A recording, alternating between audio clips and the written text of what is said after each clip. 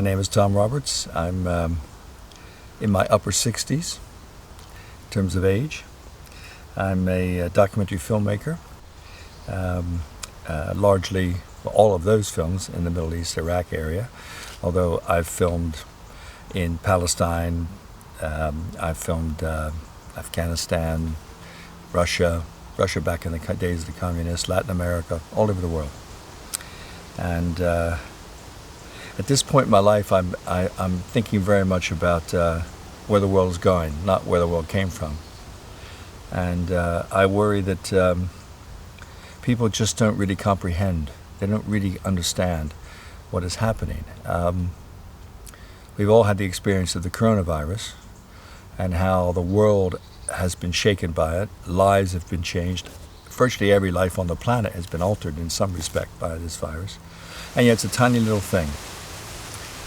And not many people are dying from it in comparison to other illnesses, malaria, measles, polio in the past, smallpox. But still, nevertheless, it's a pretty ugly thing. My fear is that people don't realize that much, much worse is coming. We've had fires that have devastated Australia. We have fires that are ripping through Argentina. There are fires in the Amazon. We have massive floods. Floods like we've never seen before. We have droughts that are enormously long and deadly droughts in lots of places in the world. We have extremely high temperatures. We have hurricanes which are more ferocious than they've ever been before. And it's only just beginning. We're going to have more fires, more floods, more droughts, more destruction of the environment. People call it climate change. That's not accurate. It's called climate damage. We are damaging the world we live in, and we're damaging it so badly and so severely, many times worse than the coronavirus. So it appears like a message of doom. It appears like it's a time that we should all be fearful and so forth. Not the least. We have the science, we have the knowledge, we know what we need to do. All we have to do is do it. It's actually incredibly simple. If you talk to the scientists, the experts and so forth, they'll tell you what we need to do. Now, it requires change. We have to change the way we live. We have to change how we move around, how we go to work. We have to change how we live in what houses, how we use energy. We've changed lots of things. But if we make those changes, the future is much, much brighter than it's going to be if we don't make those changes.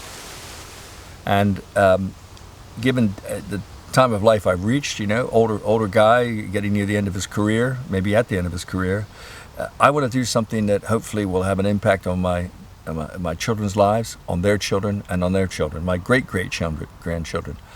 Unfortunately, there are just too few of these places left in the world.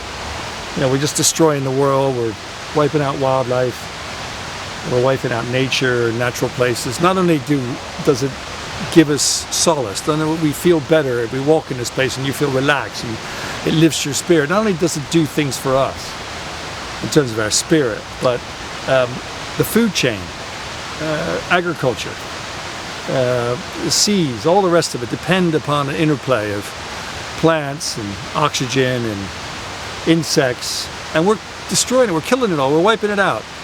And we're effectively killing the world for our grandchildren and great-grandchildren. And if we don't do something, if we don't stop what we're doing and change the way we are living, then future generations may not even survive.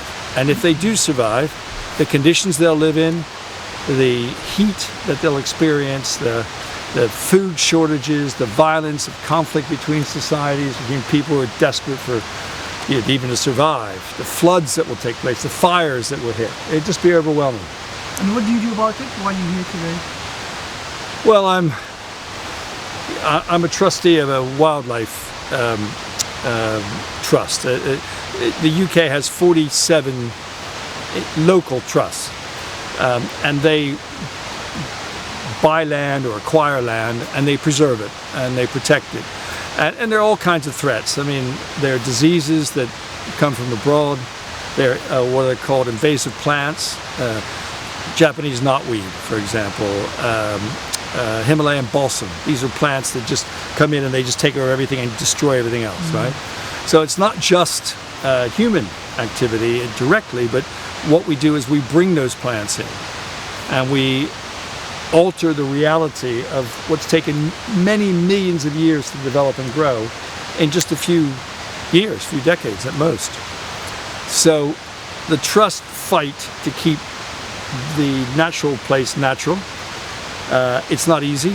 You have to manage it, and hopefully they'll win people over, they'll gather more money, they'll buy more land, we'll have more natural places, and we can secure the future of humanity.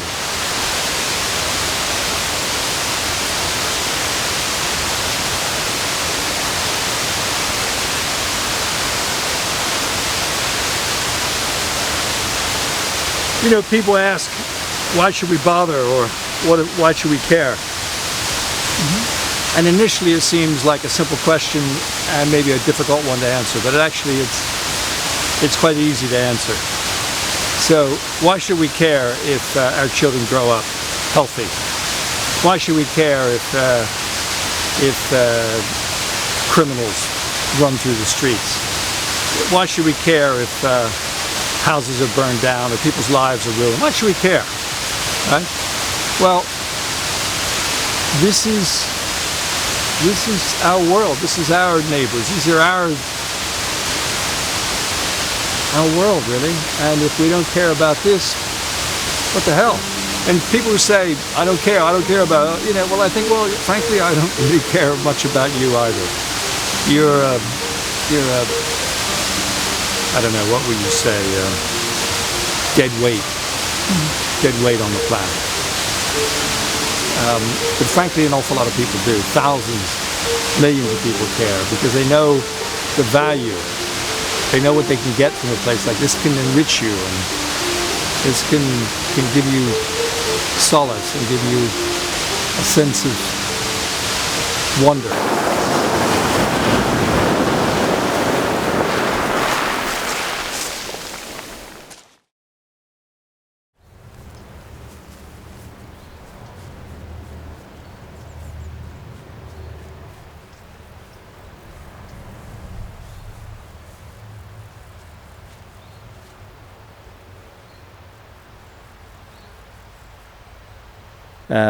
I've lived in London 40 years, and I've always been interested in the wild world.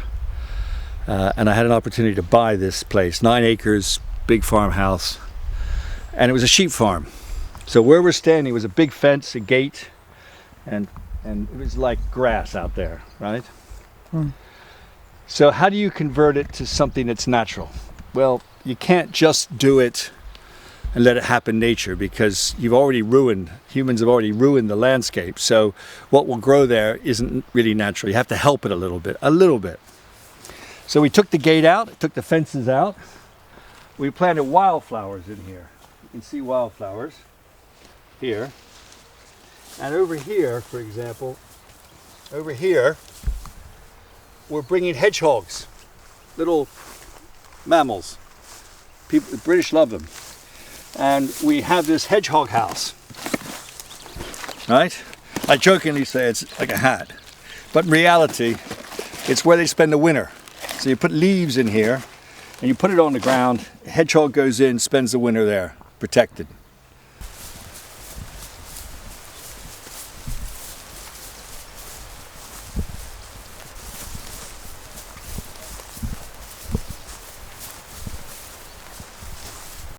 Is that where you're going to live, you said to me yesterday? And do you think, you know, the coronavirus thing and all that changed your prospect, how do you say, to the world? Is that how you're going to live? Well, the interesting thing about coronavirus is there are a small number of winners and a whole lot of losers. Companies that, for example, sell hand sanitizer making a fortune, right?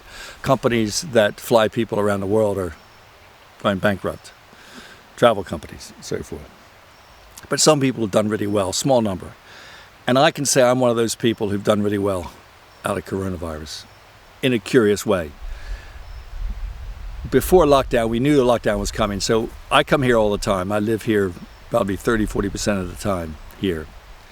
And we came here with my family, and we got locked down here. Well, I kept saying to my friends, anytime the UK government wants to lock me down in my place in Wales, go right ahead. I'm very happy. So I've been here 4 months and not been off it for a day. And what it means is that I've decided now to move my residence out of London, move from London and live here permanently.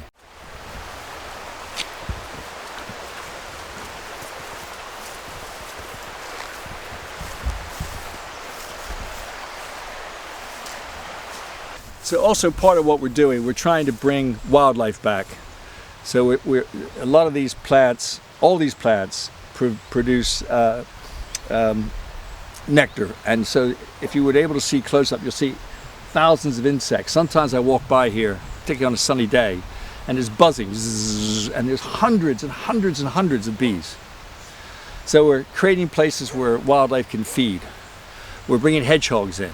We're creating the conditions for, and when they run free, they're peeled up and peeled off, and yeah, so she was 10% chance of survival. She had 3 slashes. By the time she came in, it was so badly infected, she even had maggots under there. So she had to literally, under sedation, it took Fion up at Priory Vets, it must have been about an hour, and then it was 10%, and that was, oh my gosh, that was about 2-3 weeks ago, and it's been healing really well. So we're really pleased with how it's healed, but whether she'll get spine growth there, we're not sure. So, but she did what she thought was best, curl up into a ball, and hopefully the strimmer will go away. But unfortunately, it doesn't work like that, and their spines are no defence against a strimmer. So garden injuries is probably across the top of her head too. Yeah, she was literally slashed. She was in a very sorry state, but no, she's doing really well. We are pleased with her recovery, and even though there is a patch there, if it doesn't come back with spine, she's got really no defence. So we will have to discuss her release and how that goes and what's best. I won't get him out because he's got quite a severe injury. It's quite nasty. We're not quite sure if he's going to lose his leg. It's that bad. So he's in there. So yeah, this is Norbit. And so tell us how many hogs you have here. Oh, crumbs. Right, okay, I might have to count because I'm losing count because they're coming in. I know we've got about 15 out with Foster at the moment. So we have got Faith up there. She was another one come in, Strimmed Foot. So she's in with us. Emily, this little love, I can show you. Emily is the naughtiest hedgehog. She's the one keeps taking her cast off. So we got Emily. The little love down the bottom isn't there. He's actually currently at the vets having x-rays. So he was an RTA. Not quite sure how well he's going to do. He's he's a bit old.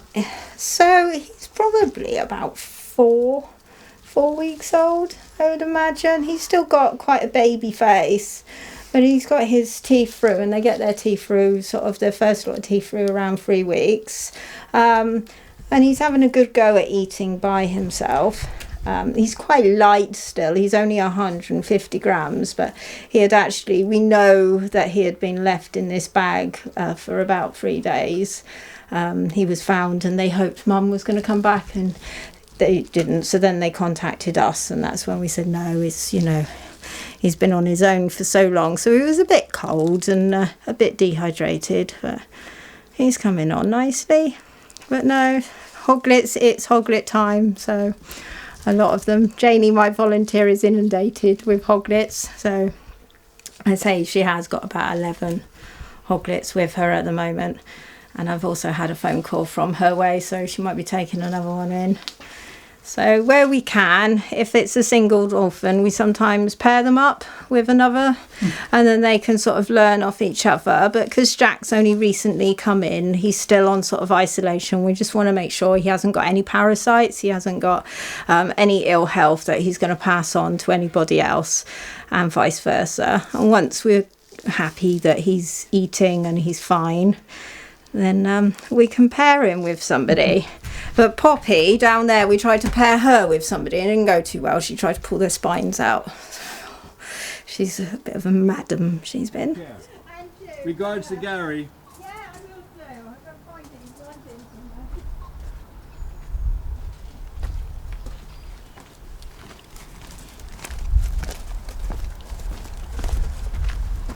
So tell me, Tom, why all this hustle? You came all the way, you know. The what? Why this all this hustle? You came all the way, 2 hours away. I don't know, 1 hour away to do this for hedgehogs.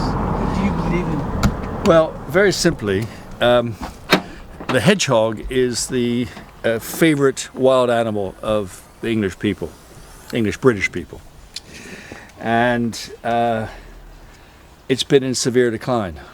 There used to be, 30 years ago, everybody would have one in their backyard or in a field or whatever, and now the number of hedgehogs is just dropping, just like that, right? All kinds of reasons, simple reasons. People put thick, heavy fences around their garden. Hedgehog can't get through. Hedgehogs can walk up to 2 kilometers in an evening looking for food. Well, if they get into a garden and can't get out, they can't feed themselves. Modern, as she was talking about, modern equipment where you have a strimmer that cuts the grass, or they now have lawnmowers that automatically cut at night. They run over hedgehogs and kill them. And then there's the decline of the whole space. There's decline of wild places, decline of natural habitats, and these animals are disappearing. And so if we don't do something, it'll be gone. And think about it, if you said to people 50 years ago there'd be no hedgehogs in the English countryside, they go, you're crazy. Well, that's the way we're headed if we don't stop it, if we don't do something about it. So I'm going to do what I can, and many other people are doing what they can. That's the point. I didn't realize we were doing this. They're twins? No, one is a male and female. The female is very young, and the male is a little older, bigger. And with a bit of luck, one day they may make some hedgehog babies.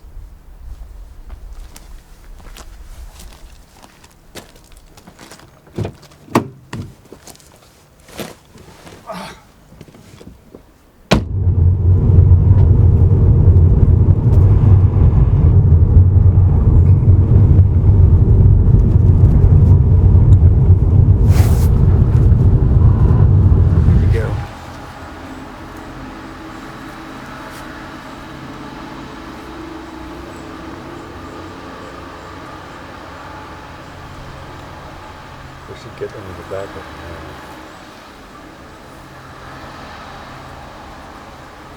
gray little bear, and white little bear, and a gray little grove of lilies.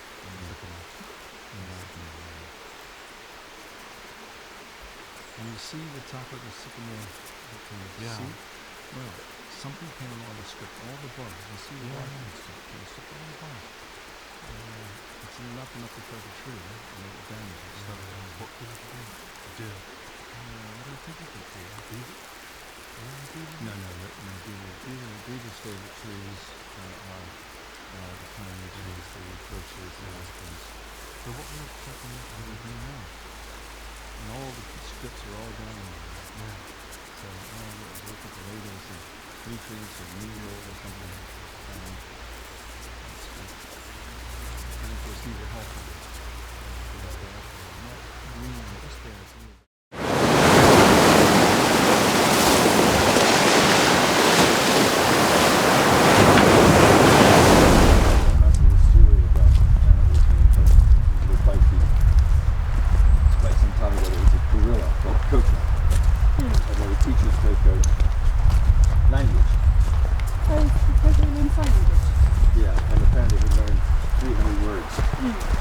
So some of the land is owned by Natural Resources Wales, so it's owned by a government body, and part of their goal is to be a commercial forestry operation. But commercially, they want to sell the wood. Yeah, they want to sell the wood, but because it's government owned, they also have other priorities. So there's public access, and generally they're not the big players in the forestry world, whereas a lot of the other sites that we work in around here are privately owned, and quite a lot of them will be owned by private individuals but managed by a company. So this one is managed by Till Hill. So these would be relatively rich people. Yeah, who so own all this land. yes, and they but say to a all company, of plant it for trees and then sell the trees and I make money. yeah. But there's quite a lot of areas around here managed by Till Hill. They won't all be owned by the same person, but they are all using Till Hill. I don't quite know how the finances work, but so yeah, Till Hill are a good company. I mean, all of the companies around here, PRS, Till Hill, they're all really good at working with us in terms of the red squirrel conservation. And us is, who's us? The Mid Wales Red Squirrel Partnership.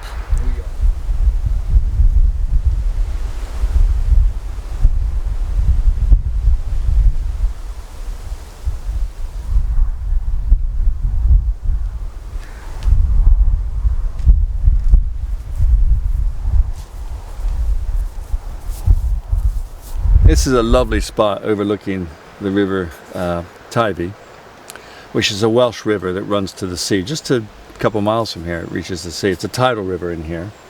It moves with the tide. There's otter on the river. Swans, wonderful wildlife all through here. Peregrine falcons up here. Oh, it's just beautiful. And this used to be an active mining area. Wales is known for its slate, shipped around the world. Probably the best slate in the world. And this is one of the places up here. It's where they had the quarries, and they would just bring the slate down to the port and then put it on big ships and send it to Argentina or send it to China or send it to America or to London.